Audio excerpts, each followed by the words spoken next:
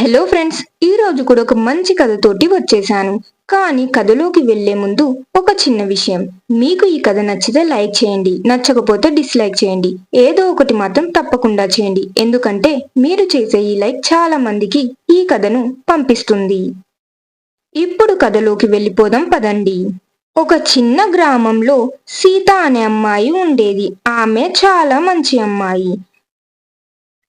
సహాయ స్వభావం గల అమ్మాయి.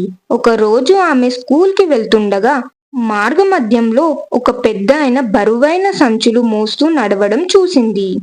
అతను చాలా అలసిపోయి కనిపించాడు. సీత వెంటనే వెళ్ళి, తాతయ్య, నేను నీకు సహాయం చేస్తాను అని చెప్పి ఒక సంచి తీసుకొని అతనితో పాటు నడిచింది. ఆ పెద్దాయన ఎంతో ఆనందపడి, నీ మంచి మనసుకు దేవుడు ఆశీర్వదించాలి అమ్మా అని ఆశీర్వదించాడు. కానీ సీత ఎలాంటి ప్రతిఫలం కోరుకోలేదు. ఏడాది తర్వాత సీత స్కూల్ ఫీజులు కట్టలేని పరిస్థితి వచ్చింది. అప్పుడే ఆ పెద్దాయన స్కూల్కి వచ్చాడు. అప్పుడు సీత ఫీజు కట్టలేదు అని తెలిసి ఆయన తన దగ్గర ఉన్న డబ్బులను తీసి ఫీజుని కట్టేశాడు. సీత అప్పుడు, ఎందుకు తాతయ్య ఇవన్నీ, వద్దులే అని చెప్పింది. కానీ ఆ తాతయ్య సీతతో ఇలా అన్నాడు, నువ్వు నాకు చాలా రోజుల క్రితం సహాయం చేశావు, దానికి నా కృతజ్ఞత అని అనుకో అని చెప్పాడు ఆ పెద్దాయన. ఆ పెద్దాయన తన భూమి అమ్మడంతో చాలా ధనవంతుడు అయ్యాడు.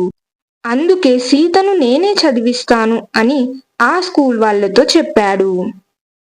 అంతే, సీత చేసిన చిన్న సహాయం ఆమె భవిష్యత్తును మార్చేసింది. మోరల్ ఆఫ్ ద స్టోరీ: చిన్న సహాయమే అయినా మనం ఊహించని గొప్ప మార్పు తేగలదు.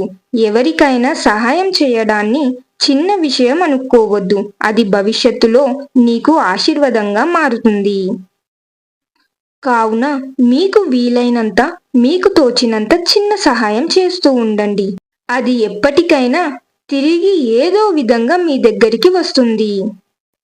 ఈ కథ మీకు నచ్చితే లైక్ చేయండి, కామెంట్ చేయండి మరియు సబ్స్క్రైబ్ చేయండి. మీ ఫ్యామిలీ అండ్ ఫ్రెండ్స్కి కూడా ఈ కథని షేర్ చేయండి.